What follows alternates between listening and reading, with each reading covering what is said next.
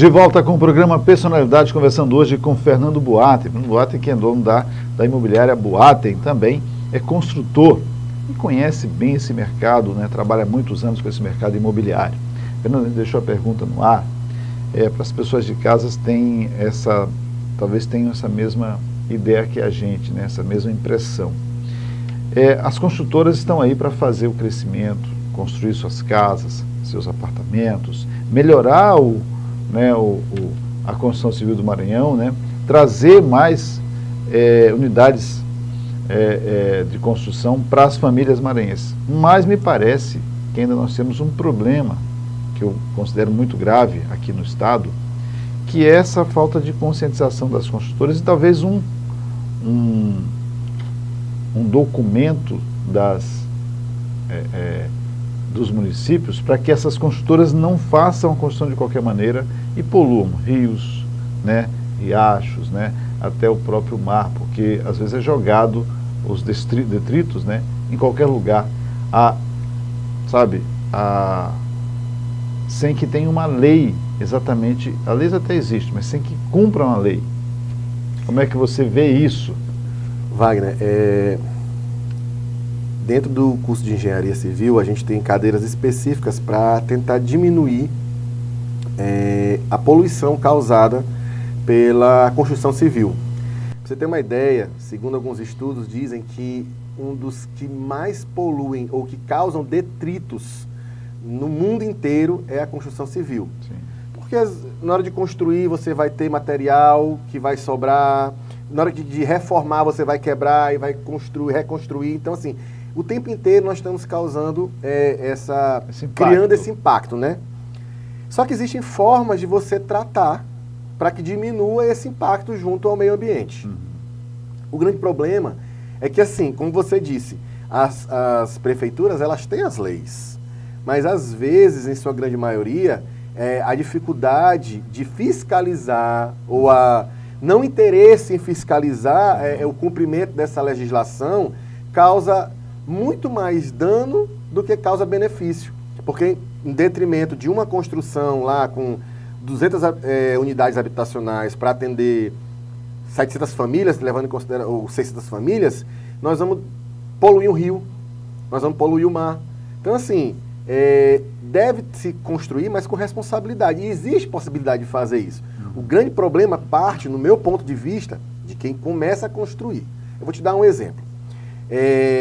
No interior do Maranhão, nós trabalhamos com loteamento, você sabe disso. Sim, claro. E na legislação do interior do Maranhão, o esgotamento sanitário, a solução para esgotamento sanitário, para tratar o esgoto daquela habitação, que vai ser construída naquele lote, é fossa e sumidouro. Sim. E porque não tem como fazer uma ET, não tem coleta de esgoto. E aí as pessoas insistem em jogar água de serventia para a rua, que é a água de chuveiro, água de pia e água de lavanderia. Só que junto com essa água vem detritos, como por exemplo resto de comida, sim, que vem dentro da tubulação apodrecendo e é jogado descartado de forma inadequada na rua. Aquela água fica correndo a céu aberto o tempo inteiro, e aqui em São Luís você também sabe que isso acontece. Muito. O tempo inteiro fica correndo, ali virou um esgoto a céu aberto. Sim.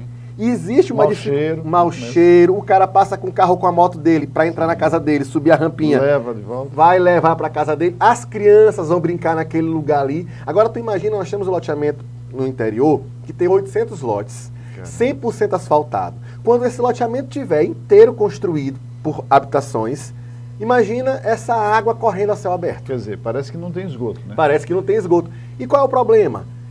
O problema é que as pessoas insistem em não querer fazer o certo. Elas insistem em não querer fazer a fossa e o sumidouro. Elas querem fazer uma grande caixa, só o sumidouro, e acham que se colocar jogar essa água de serventia para dentro do sumidouro vai encher. Lógico, vai encher rápido, porque ela não tem o sumidouro, sim, não tem a fossa adequada. Sim. Não foi feito o projeto certo. Isso é a parte que nos cabe de responsabilidade, como cidadãos. Sim. Por outro lado, tem as construtoras, que no viés de economizar, o que elas deveriam fazer de forma coerente, certa, honesta, para não apenas com responsabilidade para ter lucro, mas ter lucro com responsabilidade, para que as próximas gerações possam usufruir de um meio ambiente sustentável, elas fazem de qualquer jeito para poder tentar diminuir seus custos e aumentar seu lucro. Então, assim, e a prefeitura de cada município que não fiscaliza. Então, assim, é uma cadeia de situações que vão desencadeando o problema que a gente vai tendo aqui no Maranhão. O problema é grave porque, em muitos casos, né, as prefeituras, elas são omissas porque elas têm negócios com as próprias construtoras, né? A gente não pode citar, mas é verdade. Sim, sim. É verdade. Né? Às vezes um consultor ajudou esse prefeito a se eleger, ajudou com dinheiro, com infraestrutura, e aí como é que vai cobrar disso? Cobrar desse prefeito? Então, deveria estar fora da gestão da prefeitura, né? Para que tivesse alguém fora disso para cobrar de fato, dizer, olha, peraí, não é o prefeito que está cobrando não, isso aqui é outra estrutura, tem que ser feito. Porque fica na mão de uma Secretaria de Meio Ambiente do município que ela não consegue, num poder aquisitivo tão grande do consultor, como é que ela vai atuar? Não tem como. E ainda tem a parceria, né, com a prefeitura. Precisa mudar isso, né? Precisa mudar. Nós temos um problema aqui em São Luís que eu considero um problema grave. Nós temos a região metropolitana, tem de fato, né, de direito, na realidade, de direito existe, porque existe a documentação, mas não existe de fato, né? Então, nunca fizeram, e que teria que partir com isso, seria São Luís, que é a metrópole, teria que gerenciar isso e fazer. Hoje nós somos 13 municípios na região metropolitana, mas tem que partir de São Luís.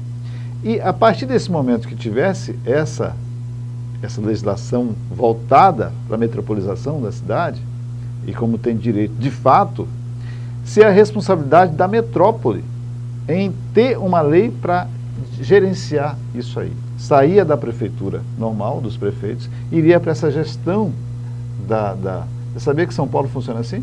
Sim.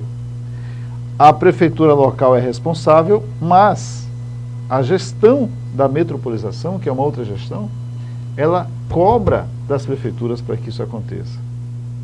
Não que São Paulo seja algo espetacular, que funcione tudo, mas começa a ter uma linha de raciocínio para funcionar. Verdade. E aí eu não vejo ninguém se mexendo para que aconteça a metropolização. Você, como consultor, como engenheiro, como dono de imobiliária, como é que você vê? Isso melhoraria para vocês, de alguma forma, a metropolização de São Luís? Melhoraria porque, primeiro, que a gente teria uma modelagem para o todo, dentro da grande... Regras importantes para o todo. Porque cada município tem uma regra, cada município exige algo, aí um já não é daquele jeito, outro já é daquele outro. Então a gente não sabe que São Luís é de um jeito, Passa de outro, Ribamar de outro, Raposa de outro, e aí cada município de uma forma. Isso então, nós falando da ilha. Imagina da que ilha. Tem os outros municípios, que compõem essa região que compõem essa região, que é gigantesca. É grande. E aí a gente fica meio que tateando para encontrar a legislação, que já é uma dificuldade você conseguir encontrar a legislação para você cumprir. Já é difícil. Porque, infelizmente, na maioria dos municípios, sequer existe uma organização da legislação. Eles não sabem nem o que eles pedem. Sim. Eles não sabem nem o que eles têm que exigir. Então, já começa a dificultar por aí. Então, isso realmente nos ajudaria e facilitaria o nosso trabalho, inclusive de cumprir a legislação. Maravilha. A gente fica contente que pessoas conscientes, como o Fernando Boatem, né, conseguem enxergar essa ideia, essa meta, né? Mas a gente deixa aqui para você de casa, e para você que é legislador, para você que é prefeito aqui da região metropolitana, e você que é prefeito da capital, aí chama atenção especial para o Eduardo Braide, né, que é o prefeito da metrópole. São Luís é a metrópole que detém aí o poder, né, de transformar, de fazer com que funcione a metropolização, né, junto com Passo do Miá, com Ribamar, com Raposa e as outras cidades que compõem a região metropolitana, que vai até Santa Rita, para que se reúna realmente, para a gente ter uma região metropolitana organizada.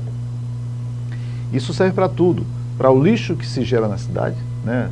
Verdade. O lixo, para as construções que serão feitas para a gente deixar de poluir nossos rios, e que tenha, e que se consiga de fato, não se coloque políticos lá, se coloquem gestores que tenham conhecimento, que sejam técnicos, para que não deixem que se transforme o que é as cidades hoje. É muita política e pouca, né, fiscalização. A gente vai ao intervalo rapidinho e volta já já conversando aqui com o Fernando Boatem, engenheiro, dono de consultor e também dono de imobiliária, interessado nesse mercado imobiliário do Maranhão. Já já estaremos de volta.